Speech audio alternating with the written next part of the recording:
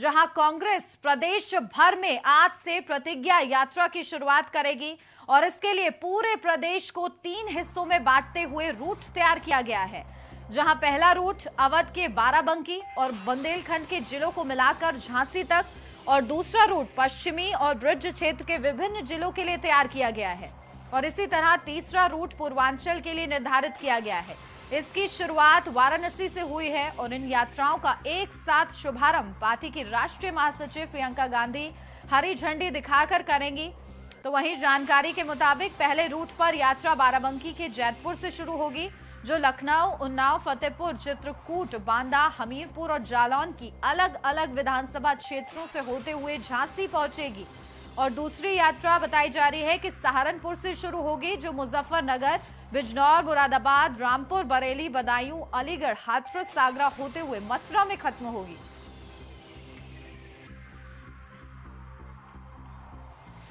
खबर पर ज्यादा अपडेट देंगे हमारे संवाददाता अखंड प्रताप शाही हमारे साथ जुड़ गए हैं। अखंड, क्या कुछ अपडेट है? कांग्रेस की प्रतिज्ञा यात्रा आज से शुरू हो रही है, क्या कुछ कांग्रेस ने प्लान कर रखा है इस दौरान?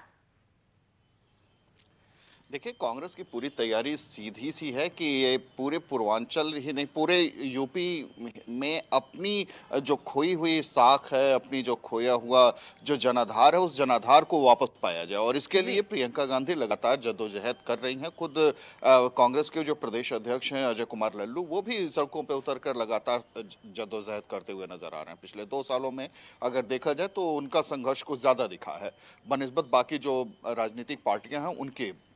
लेकिन आज जो प्रतिज्ञा यात्रा शुरू हो रही है, ये प्रतिज्ञा यात्रा 3 चरणों की शुरू हो रही है। एक पश्चिमी उत्तर प्रदेश में, एक ब्रज, जिसको ब्रज क्षेत्र कह सकते हैं, एक अवध क्षेत्र जो यहाँ से लेके बुंदेलखंड तक जाएगा, और तीसरी यात्रा जो है वो पूर्वांचल के लिए। तो ये तीनों ही यात्राएं जो शुरू हो रही हैं, इन तीनों यात्राओं का मकसद सिर्फ ये है कि अपनी, और आज अभी इंतजार इसका जरूर किया जा रहा है कि जब प्रियंका गांधी जब इसको हरी झंडी दिखाएंगे तो उसके पहले क्या कहती हैं, क्योंकि उनके कथन में बहुत सारी चीजें शामिल होंगी जो चुनावी मुद्दा भी बनेंगी, और कांग्रेस के उस पूरे कांग्रेस के जो कार्यकर्ता जो प्रतिज्ञा यात्रा में शामिल होने वाले हैं उनके लिए एक मोटिवेशन का काम करेंगे। तो कुल मिला के ये कि आज प्रियंका गांधी इस प्रतिज्ञा यात्रा को हरी झंडी दिखाएंगे, तो भी ये देखना ज्यादा मुनासिब होगा कि किस तरीके की वो बातें करती हैं, क्या कुछ वो नए मुद्दे उसमें शामिल करती हैं, किस तरीके का वो सरकार पर हमला बोलती हैं,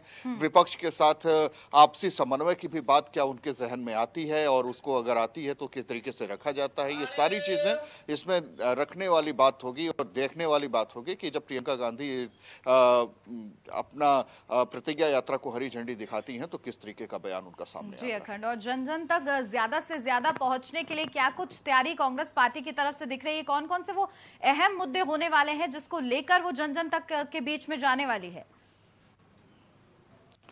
देखिए, प्रदेश सरकार के खिलाफ किसानों का मुद्दा कांग्रेस ने उठाया है, और सिर्फ प्रदेश सरकार ही नहीं, केंद्र सरकार के खिलाफ भी ये मुद्दा साथ साथ उठाया जा रहा है।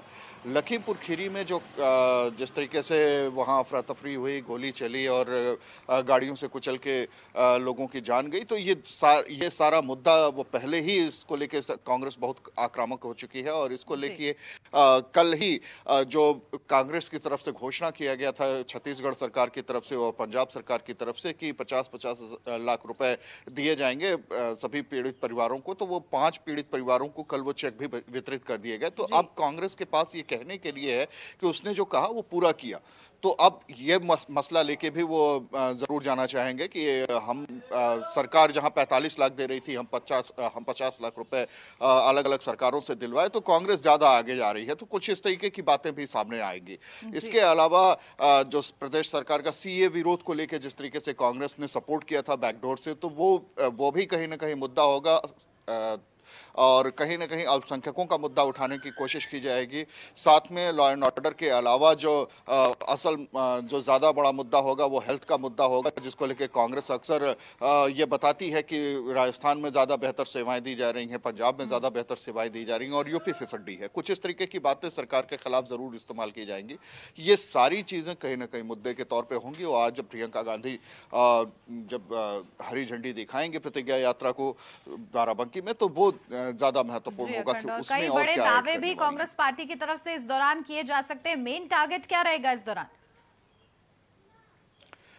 देखिए, मेन टारगेट तो सीधी सी बात है 2022 में एनी हाउ कांग्रेस को अपना जनाधार बढ़ाना और सरकार में कहीं न कहीं सरकार बनाने की हैसियत में आना, क्योंकि इसके पहले भी प्रियंका गांधी ने एक तरीके से मैनिफेस्टो क्या होगा ये बता दिया है कि महिलाओं को 40% तक टिकट दिया जाएगा। यहाँ तक उन्होंने कहा कि तमाम जो कार्यकर्ता हैं वो तमाम जो महिलाएं हैं वो अगर टिकट चाहती हैं तो वो सीधे मुझसे संपर्क करें, तो यहाँ तक जी। ऑफर उनका है।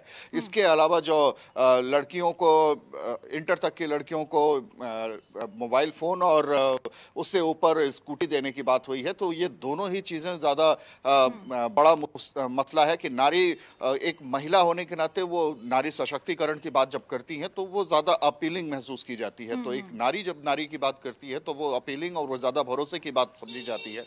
तो प्रियंका गांधी के पास उनके तर्कश में ये तीर भी थे, अब ये तीर भी निकाला गया है। अब इसके अलावा कौन से और तीर इसमें निकाले उनकी तर्कश से निकलते हैं, ये भी देखना आज ही ज्यादा मुनासिब चलिए, होगा। बहुत शुक्रिया अखंड आपका तमाम अहम महत्वपूर्ण जानकारी हमारे तक पहुंचाने के लिए।